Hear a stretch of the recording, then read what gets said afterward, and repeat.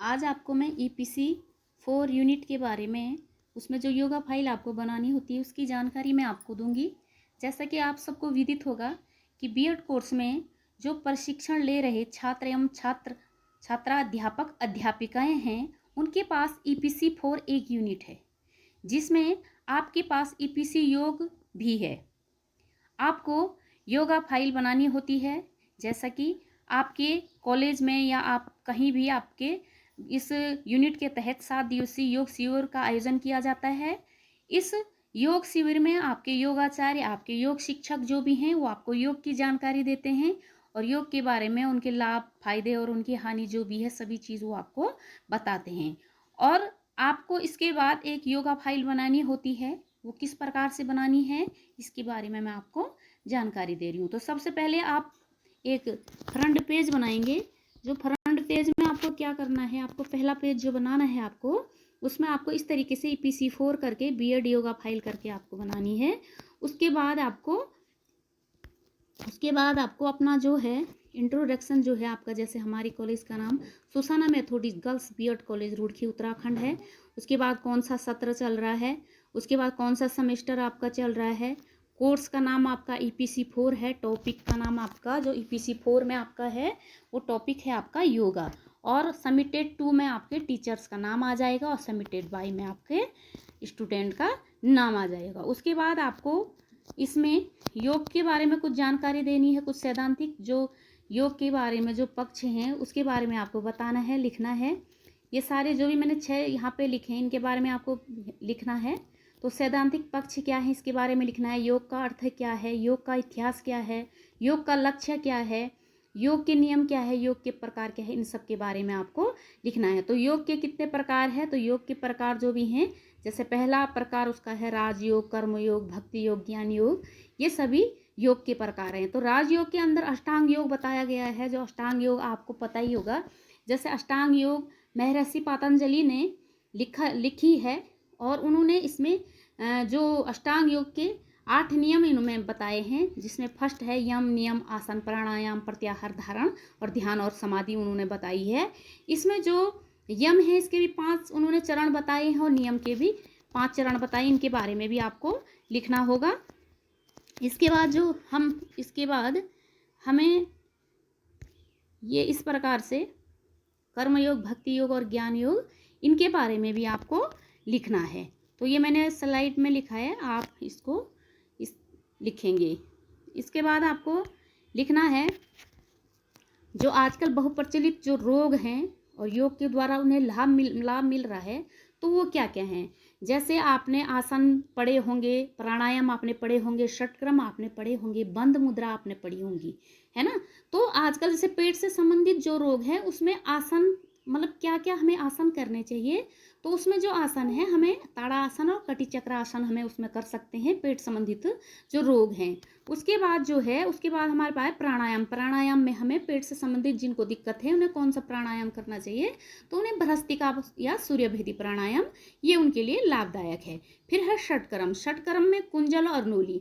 कुंजल जैसे कि आप लोगों को जानकारी होगी कि कुंजल में हम क्या करते हैं, मुंह में जल लेके और हाथ उंगली डाल के मुंह में उसको क्या करते हैं, वॉमिटिंग करते हैं, वो कुंजल हुई। और नोली तो आप सभी को पता है, जैसे देखा होगा आपने बाबा रामदेव अपने पेट को गोल गोल जो घुमाते हैं वो नोली क्रिया होती है।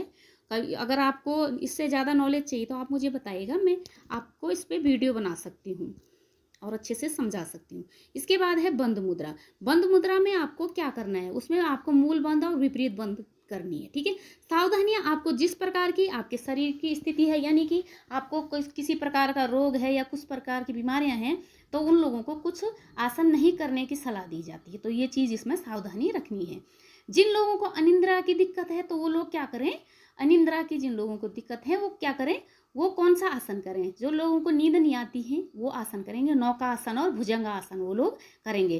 प्राणायाम में वो सूर्यभेदी करेंगे। षटकर्म में जल नीति और शंखा, यानी शंख जो बजाते हैं हम। उसके बाद बंद मुद्रा में उड़ियन बंद होता है वो करेंगे, और सावधानी आपकी आवश्यकता अनुसार। मोटापा जिन लोगों के हैं वो कौन कौन से आसन, प्राणायाम, षटकर्म वगैरह करें। तो आसन वो करेंगे जिन लोगों को मोटापा है, वो लोग ताड़ासन और वज्रासन करेंगे। प्राणायाम में अनुलोम विलोम वो लोग करेंगे और षट क्रम में सूत्र नीति और धोती नीति करेंगे। अगर षट क्रम की आपको जानकारी आपको चाहिए तो मैं इस पर भी वीडियो बना सकती हूँ, आप मुझे कमेंट करें। उसके बाद आपको सावधानी अपनी आवश्यकतानुसार रखनी है अपने शरीर के हिसाब से।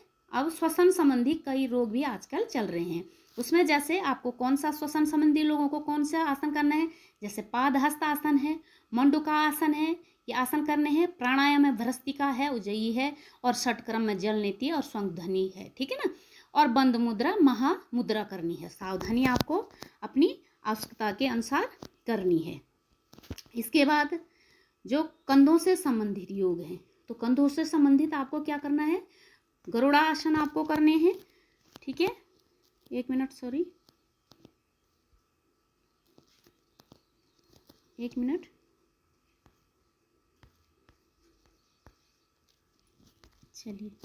तो कंधों से संबंधित जो रोग हैं इनके बारे में आपको लिखना है। तो कंधों से संबंधित जो रोग हैं उनमें गरुड़ा आसन हो गया। कंधों, जो गरुड़ा आसन है उनमें क्या होता है, कंधों में एक खिंचाव लाता है और तनाव को दूर करता है। धनुरासन क्या करता है, आपकी छाती, गर्दन और कंधों के लाभ है। और धनुरासन से स्लिप डिस्क की समस्या नहीं होती है। और आप गोमुखा आसन भी कर सकते हैं जिन लोगों को कंधे से संबंधित रोग है। इनके बारे में थोड़ा थोड़ा आपको एक एक लाइन लिखनी होगी। पीठ से संबंधित आसन भुजंगासन हो गया, ताड़ासन हो गया, मकरासन हो गया, सर्वांगासन हो गया, बालासन हो गया, पवन मुक्त आसन हो गया। उसके बाद ये सब के बारे में आपको थोड़ा थोड़ा लिखना है। फिर है भुज, आप लिखोगे भी नहीं तो कोई बात नहीं।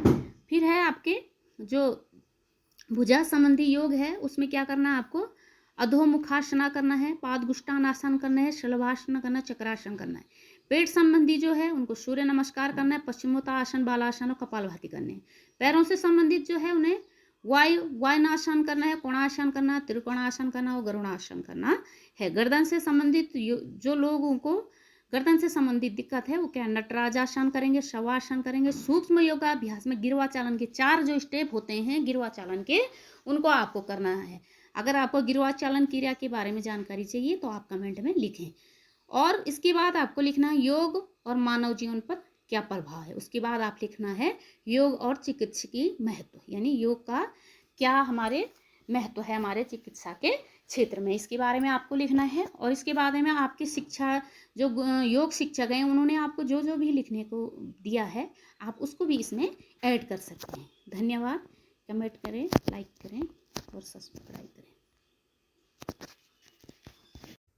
जो ईपीसी योगा फाइल है उसमें कुछ आसन है, जैसे ये हला आसन है, तो हला आसन हम किस प्रकार से कर सकते हैं उसके बारे में इसमें विधि भी लिखी गई है कि किस प्रकार से हमें ये आसन करने होते हैं। इसके बाद आपके पास है दूसरा जो आसन है आपके पास, ये है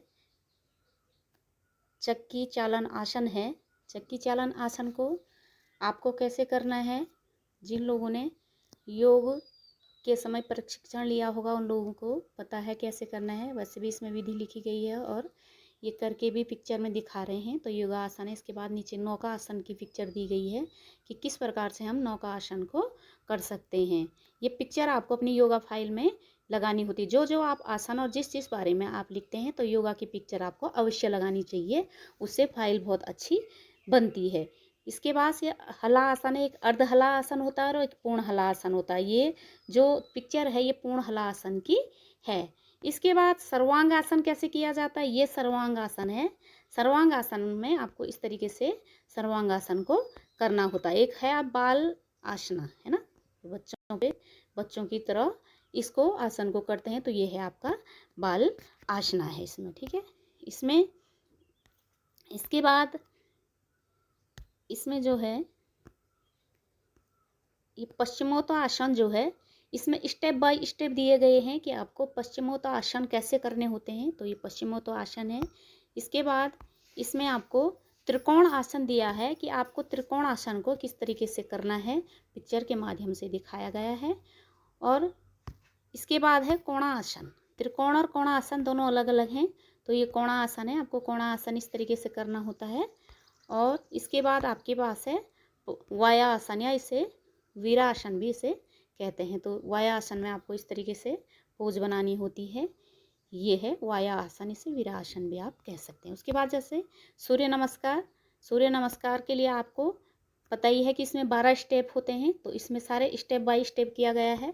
फर्स्ट स्टेप में आपको ये मुद्रा आपको करनी है। सेकंड स्टेप में आपको क्या करना है, सेकंड स्टेप आपको ये करने हैं, और इसके बाद आपको लगातार कंटिन्यू फिर इसके बाद ये वाली मुद्रा आप करेंगे, और फिर आप ये वाली करेंगे, ठीक है। और फिर आपको इस तरीके से करना है, और लास्ट में आपको ये वाली मुद्रा आपको करनी है, ठीक है। तो इस तरीके से ये आपको योगा करने हैं, और इसकी पिक्चर आपको अपनी